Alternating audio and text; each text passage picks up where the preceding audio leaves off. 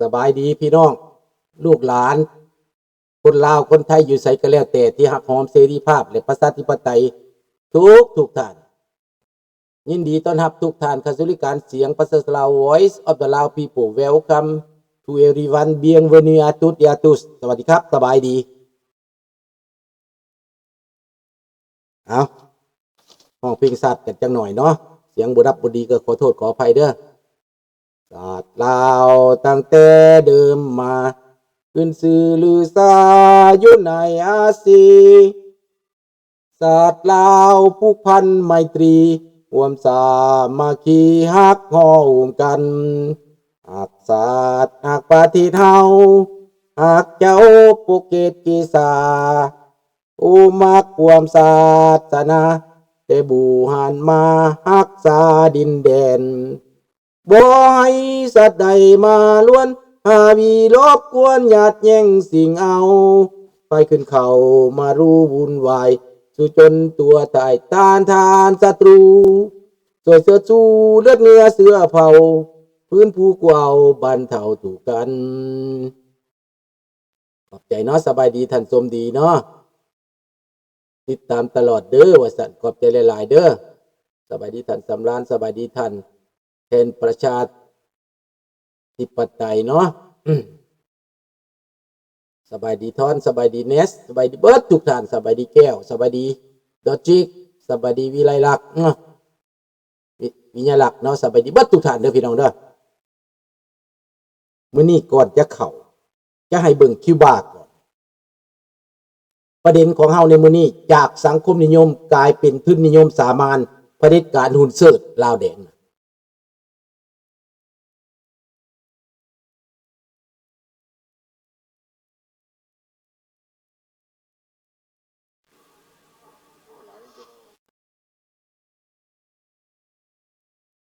นี่คือประเทศคิวบาประชาชนเขาตื่นแล้วเดี๋ยวนี้นะคิวบาตื่นแล้วเด้อเริ่มออกมาให้ความเห็นเริ่มออกมาต่อต้านคิวบาเรื่องเชกาเวราเรื่องฟิเดลคาสโตรหมายก็จบไปแล้วพี่น้องมันจบไปแล้วย้อนอย่างก็คือข้าพเจ้าว่าเมื่อกี้เนี่ยต้นสาเหตุนะมันประกายเป็นนั่นน่ะสบายดีพิทักษ์มันกลายว่าอยากได้สังคมนิยมเป็นบ่เบื้องต้นอยากได้สังคมนิยมอยากเป็นสังคมนิยมออกมากับว่ากระโดด3 บาทก้าวไปสู่สังคมนิยมว่าซั่นพวกขึ้นสังคมนิยมนั้นทุกข์ยากปากหมองเดี๋ยวนี้กลายเป็นทุนสามัญหุ่นเสิร์ชเข้ามาครอบงำเบิดประเทศคิวบาก็กลายเป็นสังคมนิยมตกหล่นรอความตายคิวบาก็ได้นี่คือเรื่องที่มันเกิดขึ้นพี่น้องในโลกปัจจุบันนี้ประเทศลาวนั้นจักมันเหม็นอย่างกันแท้สบายดีลาวแลนด์มันอย่างกันแท้ประกาศว่าเป็นสังคมนิยมแต่ว่าบ่ได้จักดีสังคมนิยมหรืออยู่ไสกลายมาอยู่แคนาดาเป็นสังคมนิยมแคนาดาสังคมนิยมอีหลีนี่แล้วได้บัตรสวัสดิการได้บัตรปัวฟรี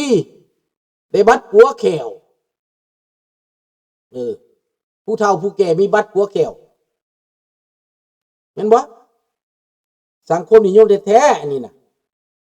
นอนหมอก็ฟรียาก็เป็นรัฐบาลจ่ายให้ข้าพเจ้าไปซื้อยาธรรมดา100 กว่าดอลแต่รัฐบาลจ่ายให้เลยเหลือแต่30 ดอลเขาจ่ายให้ 70% เห็นบ่นี่บัตรเข้าหมอฟรีนี่บัตรปัวแขวฟรีเพราะนั้นเรื่องมันนะ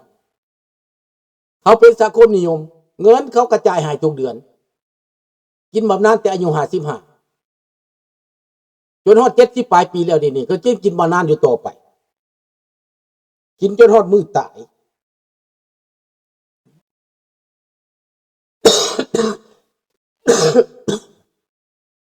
ถ้าตายไปแล้วเงินนะเขาก็ให้เมียครึ่งหนึ่งคันเมียตายเขาก็ให้ผัวครึ่งหนึ่งแบ่งมาให้ผัวกินเพื่อทะเยอรายได้นำกันเขาไล่เป็นรายได้ครอบครัวพี่น้องสังคมนิยมลาวกลายเป็นนิยมแก้วเนาะกลายเป็นสังคมนิยมแก้วสบายดีสมคิด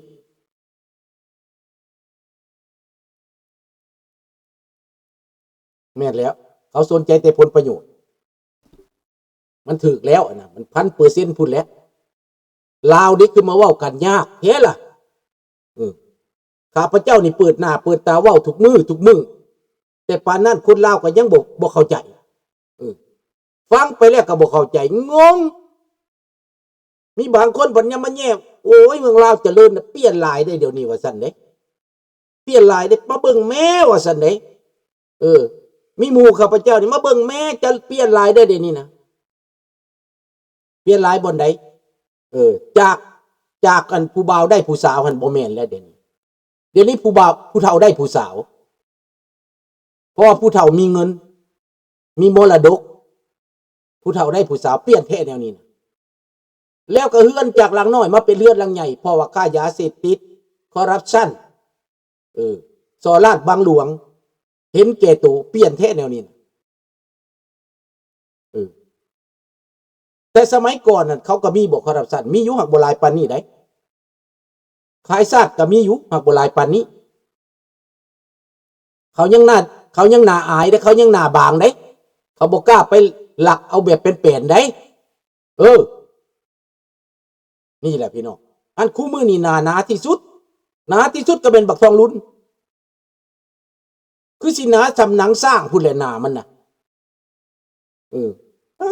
ถูกมีอะไรยังเกิดเป็นไปให้มันเนี่ยกว่าเนาะมันเดินทางกันมันลงน้ำทะเลเนี่ยกว่าเนาะสาธุเด้อให้บักทองลุ้นลงน้ำทะเลเด้อพี่น้องเด้อเบิดขณะมันแหละมันลงน้ำทะเลซะแต่แผ่นดินลาวสิสูงขึ้นเนาะพี่น้องเนาะข้าพเจ้าสร้างแห้งแหละว่าได้ก็ว่าเด้อพี่น้องเด้อพี่น้องขึ้นแนวใดก็ขึ้นแต่ข้าพเจ้านี่สร้างมันแห้งแหละบักทองลุ้นนี่มันบ้าอำนาจแห้งหลายให้ขึ้นเบิ้งพี่น้องคำว่าอยากได้สังคมนิยมนี่นะผู้ใดบ่ขึ้นคือเพิ่นผู้ใดบ่ขึ้นคือเพิ่นเป็นศัตรูเพิ่นจับไปฆ่าไปแกงตายครึ่งประเทศหนีไปเกือบเบิดแล้วเกิดใหม่ในรุ่นมาคู่มือกับผู้จักไอ้หยังเมาดินเมาสักพี่น้องเด็กน้อยคู่มือนี่เมาดินเมาสักบ่สนใจบ้านบ่สนใจเมืองมีกินก็กินบ่มีกินกูก็กินมีลิ้นก็ลิ้นบ่มีลิ้นกูก็ลิ้นเป็นแนวนั้นไปสังคมลาวถูกมือนี้กลายเป็นสังคมมึนเมากลายเป็นสังคมเมาถึกเบื่อเมาปานว่าไก่เมามัดไก่เมาคอดคนลาวคู่มือนี่นะบ่จักว่าตัวเองเป็นไผเสียดหยังเป็นไผสิไปใส่บู50 ปีผ่านมาประชาชนลาวแถวท้องถิ่นชนบทยังบ่มีข้าวกินไปเบิ่งแม่คนแถวตะโอ้ยเตโปนเมืองพีนยังบ่มีข้าวกินเด็กน้อยยังบ่มีเกือบใส่หนาวยังบ่มีเสื้อนุ่ง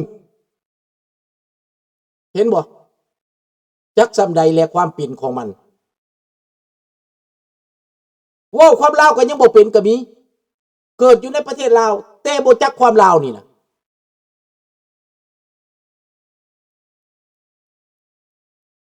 มีบอกคนในประเทศลาวว่าคนลาวบ่เป็น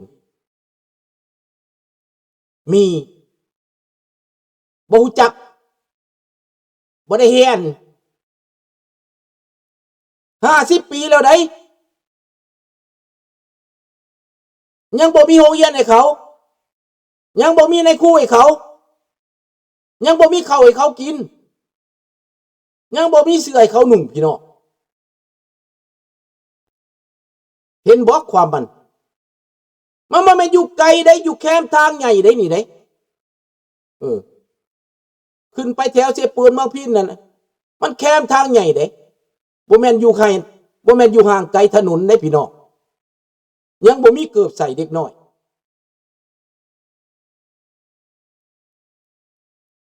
ให้คิดเบิ่ง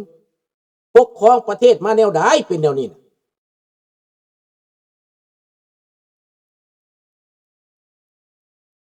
สมัยก่อนเงิน20,000 กีบผู้เฮือนได้เป็นหลังข้าพเจ้าเห็นเดือนประมาณ100,000 กีบเท่านั้น100,000 กีบพอเฮือนได้หลังไปพื้นแป้นผาแป้น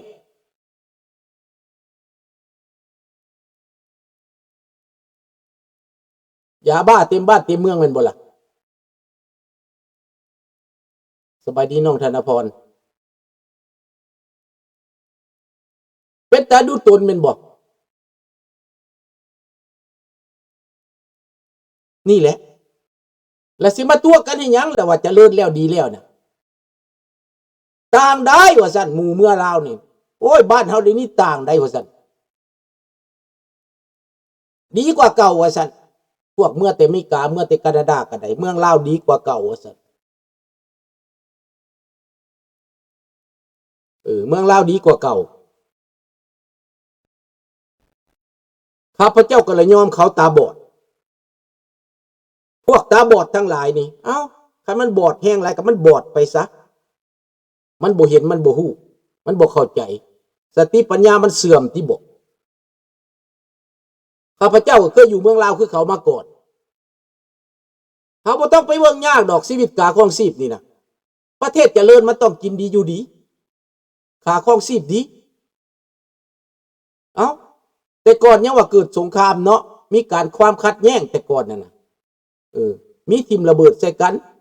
มีสงครามมีการตบตีกันมีการขัดแย้งกันว่าซั่นไปแต่ปานนั้นเงิน100,000 กีบได้เฮือนหลังบักใหญ่พื้นแป้นผาแป้นมุงสังกะสีก็เท่าใดสังกะสีข้าพเจ้าซื้อมามุง30,000 กีบขายควายตัวหนึ่งควายเทิกตัวนั้น60,000ขายเอา30,000ไปซื้อสังกะสีมามุงเฮือน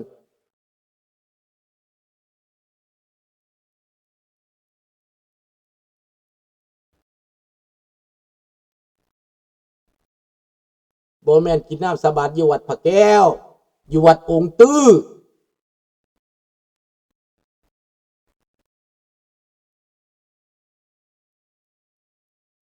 เฮ็ดอยู่วัดองค์ตื้อครูบา100 องค์สูตรใส่น้ำสาบานนั่นน่ะเศษใส่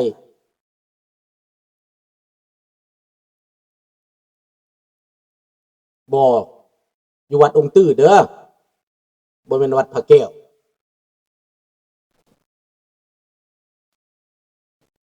แล้วมันก็ทรยศ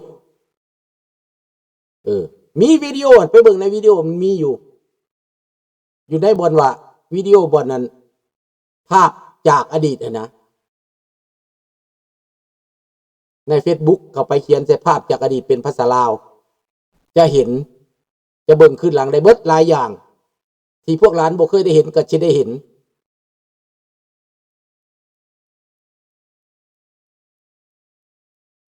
ดังนั้นแล้วมันกลายเป็นแบบนี้แล้วประเทศลาวกลายเป็นหุ้นเซิร์ชของเขาแล้วสำหรับคิวบาข้าพเจ้าว่าโบนานแล้วคิวบานี่โดนัลด์ทรัมป์เซ็นหนังสือประเทศใดส่งน้ำมันให้คิวบาหรือขายสินค้าคิวบาจะถูกลงโทษขึ้นภาษี 30%แต่ประเทศใดกล้าล่ะ